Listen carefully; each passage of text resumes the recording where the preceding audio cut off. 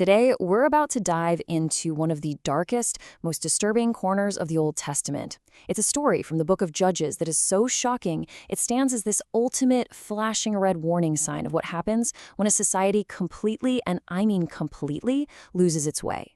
This isn't just ancient history, it's a terrifying look at total moral collapse. And hey, don't just take my word for it. This quote right here, this isn't us looking back with our modern eyes. This is what the people who lived it said about it. Think about that. In all their history, from being freed from Egypt all the way to that very moment, they said nothing this horrific had ever happened.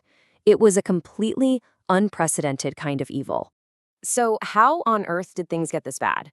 Well, our story kicks off with a Levite and his concubine, who was essentially a secondary wife in that culture. And they're just traveling through the land.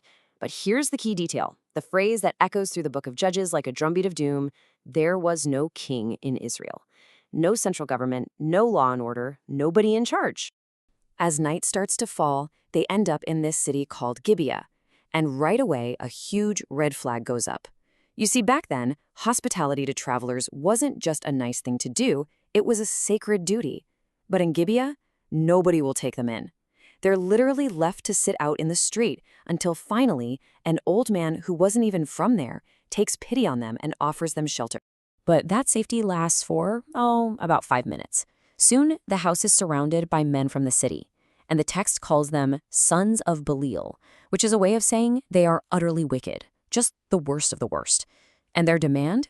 It's chillingly familiar. They shout, "Bring out the man who came into your house, so we can know him." It is a direct, terrifying echo of the sin of Sodom. What happens next is a moment of just absolute stomach-turning moral failure. The old one, the host, he actually offers his own virgin daughter and the concubine to the mob. But they refuse. So then, in an act of pure, cowardly self-preservation, the Levite, the very man who should have been her protector, he grabs his concubine and shoves her out the door to the mob. And this act right here, it sets up the most stark contrast imaginable. The Levite sacrificed someone else to save his own skin. But think about the model of love we see in the New Testament. Husbands are commanded to love their wives as Christ loved the church. And how did he love the church? He sacrificed himself to save others. The Levite's action is the complete twisted inversion of that selfless protective love. The result of his choice is just pure horror. The men abuse her all night long. In the morning, she manages to crawl back to the house, and she collapses right on the threshold, her hands reaching for the door, and that's where she dies. That's where the Levite finds her when he gets up, ready to continue his journey. Now, you'd think the horror stops there, but it doesn't. The Levite's response is somehow just as shocking as the crime itself.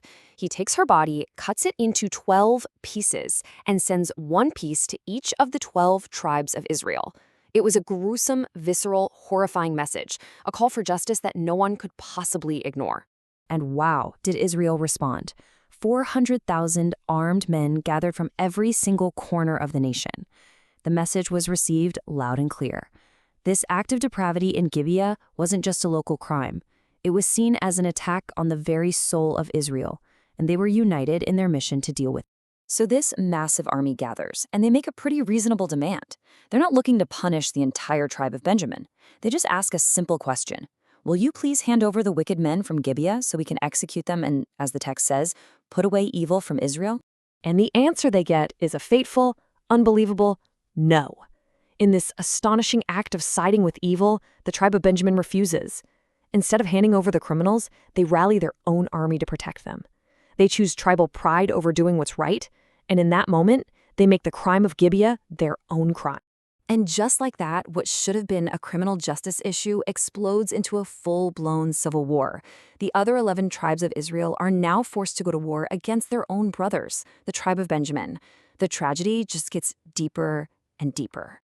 Now, you would think that Israel, since they're on the side of justice, would win easily, right? Well, not so fast. Just look at these numbers. On the first day of battle, they lose 22,000 men. The next day, another 18,000. It is an absolute slaughter. The price for confronting this evil is turning out to be immense. Finally, after they fast and pray and seek God's guidance, the tide turns on the third day. God delivers the Benjamites into Israel's hand. The army of Benjamin is completely routed, and 25,100 of their soldiers are killed. The judgment, when it comes, is swift and absolutely devastating. The consequences for Benjamin's sin are catastrophic. Out of their entire fighting force, only 600 men managed to escape and flee into the wilderness. Their cities are burned, their people are killed. The tribe of Benjamin has been pushed to the absolute brink of being wiped out completely.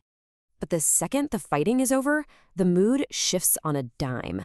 All of that righteous fury just evaporates and turns into this deep, profound sorrow. They look at what they've done and realize that their victory came at a terrible price. One of the 12 tribes of their own family is about to go extinct forever. And here's the problem. It's a mess of their own making. In the heat of their anger, they had made this big, solemn oath before God that none of them would ever allow their daughters to marry a Benjamite. Well, now, with only 600 men left, that oath is basically a death sentence for the entire tribe. So what do? Do they repent for making a rash oath? Do they ask God for forgiveness? No. They come up with one of the most bizarre, morally twisted plans you can possibly imagine. It's this complicated scheme to try and get around their own vow, almost like a childish game to try and trick God. I mean, just look at this plan. It's absurd. First, they decide to punish a city that didn't even show up for the war by slaughtering almost everyone and taking 400 of their young women. When that's not enough to go around, they orchestrate a mass kidnapping during a religious festival. And their justification for all this bloodshed and violence? It's this flimsy loophole. If the Benjamites kidnapped the girls, then the fathers didn't technically give them away, so the oath isn't broken. It's just insane. And this really gets to the heart of the problem, doesn't it? They never deal with their own sin, their own rash oath. Instead of repenting, they just pile more sin on top of it. Another massacre and a mass kidnapping become their solution, all while they fool themselves into thinking they're keeping their word to God. They're trying to solve a spiritual problem with human cleverness and brute force, and they're only deceiving themselves. And this brings us right back to where we started, to the one verse that frames this entire chaotic period of history. This is the ultimate diagnosis.